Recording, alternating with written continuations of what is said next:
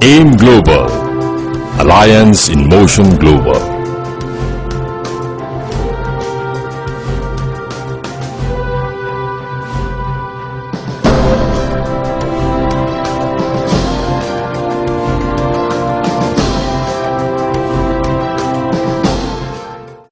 Good morning! Welcome po sa mga first-timers. Ako po si Raymond Asperin.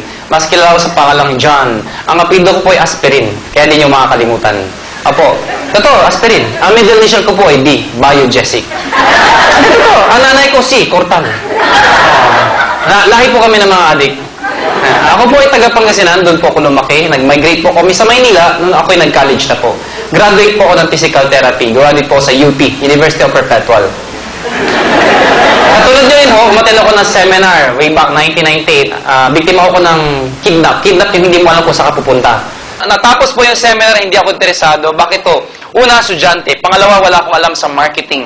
Pangatlo, ayaw magbenta-benta. Pang-apat, in fairness po sa speaker, magaling speaker. Pero nilabas ko yung produkto, ay naku, wala akong gana. Bakit to? Pampatanggal ng bilbil. Papaputi ng kilikili. Kasi sa loob ko, ilang maiitim na kilikili hahanapin ko. Para lang kumita ng pera. Alam nga, paglabas ko ng seminar, miss pati yung kilikili nyo. Pag may team, kailangan mo to. Ay, hindi bagay sa akin to. So, dahil sa hindi ako sumali. Bakit ako nakasarapan nyo ngayon? Bakit ako sumali? Simple lang ho. Yung tao nag-imbita ko sa akin, kaklase ko, babae, tumuloy, excited. Sabi niya, talaga, kikita. Sabi niya sa akin, lalaki, check dito, lalaki, mata lumalaki. So, hindi ko pinapansin, bakit to? Siyempre, palibasa, hindi naman ako interesado. Pero in fairness, ang gagaling ng mga speakers, baliw yung mga tao. 4 months after, nag-aaral po kami. Yung kaklase ko, babae, nag-part-time. Pang-4 na buwan, pinakitaan ako ng cheque, 52,000 pesos. That was 1998. Hindi ko kumukhang pera. Pero gusto ko ng pera. Bakit totoo naman, The mere fact na nag-physical therapy po ako, ay gusto kong mag-abroad. Kung maalala nyo noong 1990s, hindi man ako sa abroad ng PT, tama? Nag-PT ako. Bakit? Sabi ng ate ko, dahil hindi man sa abroad, malay ko ba ng PT?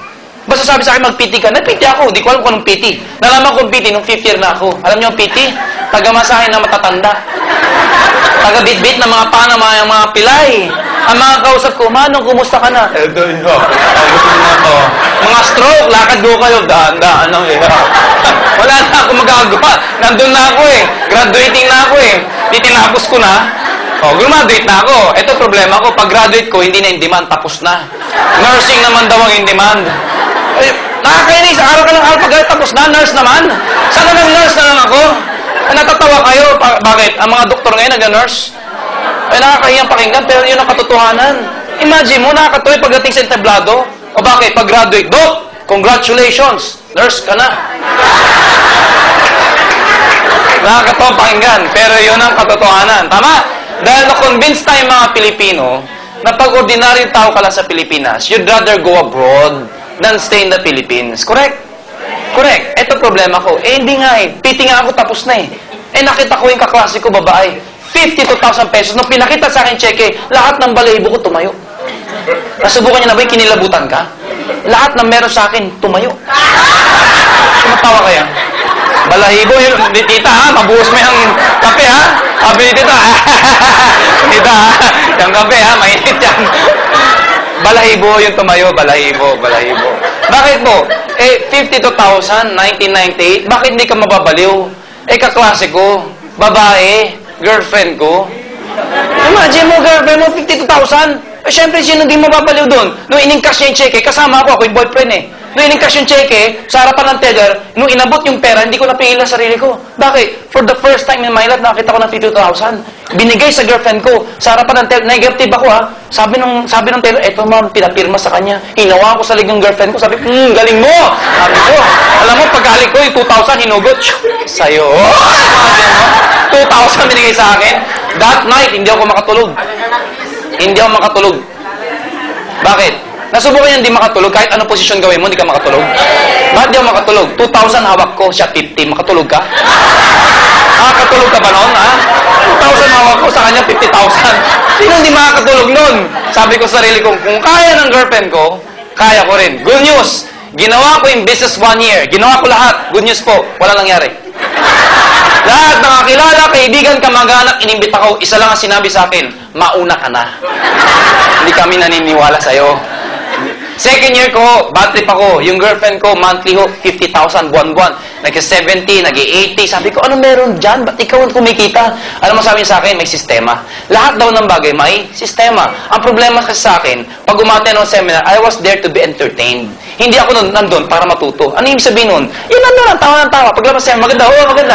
Ano naiintindihan ko? Wala nga, maganda lang. Diba? Oh, tawa-tawa kayo, ganun din naman kayo eh. Ilang seminar yung natinan nyo dito pag pina-explain sa inyo. Hindi ko nga maintindihan eh.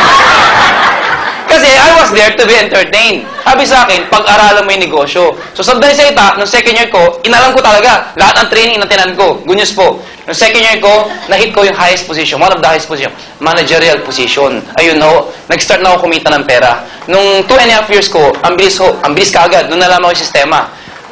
Na-hit ko yung car incentive. Honda VTEC SIR. At a very young age, nagkaroon ako ng brand new. Umuwi ako sa Pangasinan namin, sa probinsya namin. Bakit po? Kasi ang number one na negative ng buhay ko, ang nanay ko. Bakit po? Kasi ang nanay ko, in fairness sa nanay ko, ang dami sinalihan. Para Sarali, Tupperware, Abo, lahat na sinalihan. Bakit? Lahat yan lugi, dahil puro pautang. Sabi sa akin, anak, papunta ka pa lang, pauwi na ako, huwag kang sasali dyan. Sabi ko, nay, piloso po na ako. Kung ako papunta, ikaw pauwi, ba't tayo nagkasalubong? Naloko na. Pinagalitan ang nanay ko. Pinalayas ako sa amin. Ito na ngayon. Nung nagkakotse ako, tinawagan ko, Mami na may kotse na. Mami, uwi ang Pangasinan. Nabay tayo may kotse ako. Dalawang ba yung kotse? Opo. Ingat. Ganyan. Nagbabago ang ihip ng hangin. Uwi ang Pangasinan. Honda VTEC SIR. Wala pang tint. Pag uwi ng Pangasinan, sa baryo namin, sa Pangasinan, sa Perez, tinutok ko sa bahay namin. Pip, pip, pip, pip, pip, pip. Kitang-kita ko nanay ko, nagbukas ng bintana. Anak ko yan! Anak daw ako. Sikat ako sa buong baryo namin. Talagang sigaw nanay, anak ko! Yan na! Ganyan pala, no? Pinakain ako ng marami. Sikat ako sa amin. Nung aalis na ako, kumatok pa ng kotse. Anak, ingat ka. Opo, bro. Sabi sa akin, anak, yung bayad ng kinain mo, ha? Ganyan pala magugulang. O hindi ko nalalahat, ha? Biro lang mo yun. So, the rest was history. Naka 6 years po sa kumpanyang yon. And I was one of the Millionaires Club at a very young age. Kumita ko kami ng 18 million pesos in a span of 6 years. After nag-join ako sa kumpanya, hindi ko nabanggit yung pangalan, IPIC na ng abbreviation, IPIC. Doon ako nakaipon na malaki. Kasi nag-top 4 po ko doon, kumita ko ng 12 million in just 1 year. And finally, August of 2000, ba't parang laking kabuhay-buhay kausap? Sabi ko 12 million in just 1 year. Yung itsura nyo, mga ganito eh. Teka lang. Yung itsura nyo kasi ganito eh. Parang dating nyo sa akin, ano ngayon? Hindi ko naman pinagmamayabang yun. What I'm trying to point is talaga may pera sa negosyo to. Alam nyo, wag tayo mga plastic. Pero alam nyo, yung mga taong di pumalakpak, ganyan talaga kasi ang Pilipino eh. Kung sino yung wala, siya yung kala mo kung sino. Totoo. O, tinan nyo yung katabi nyo. Tinan nyo. Tinan nyo yung katabi nyo. Tinan nyo! Pag maporma yan, walang pera yan. Yan ang Pilipino. Puro dating, walang datong. Wala na yung may mga nakasabit dito. Peke yan. Teka lang ha, baka may tamaan ha. Ma'am, hindi ikaw pinapatamaan ko, hindi ikaw. Yung katabi mo, ha? Hindi ikaw. Yung katabi mo. Sabi niya, wala naman kasabit. Meron yung shades, ha? Biro lang ha, hindi biro lang. Yung katabi mo. So, dahil sa ita, tinuloy ko yung negosyo. Asan na ako? August 2005. Kami 4 na mayari. Nabanggit na sino mga mayari? Isko, Francis Miguel, Dr. Ed Cabantog, at ako. Ako po yung pinakabata sa mayari. Saka Papo. Bayad na. Ayun. Lakas ang bayad ko, ha? So, August 2005. Kaming 4, nagsama-sama, nag-brainstorming kami. Sabi namin, ang ganda na negosyo to, kumikita tayo, marami tayong natutulungan. Ang problema, sirang-sira na ho ang pangalan ng multi-level marketing o networking sa Pilipinas. Sabi namin, pag sinabi networking ngayon, lalo sa Maynila, ano sasabi ng mga tao? Alam ko na yan, pyramiding yan. Scam! Di ba? Nakakaya. Pag ikaw member, pupunta mo kaibigan mo, sabihin sa'yo, ano naman bago mong recruit? Nakakaya. So kami 4, sabi namin, napansin namin, sirang-sira na. So anong ginawa namin? Sabi namin, kaysa sumama tayo sa isang kumpanya, nagsasara din, tayo na lang magtayo para di na magsara. So, the birth of AIM Global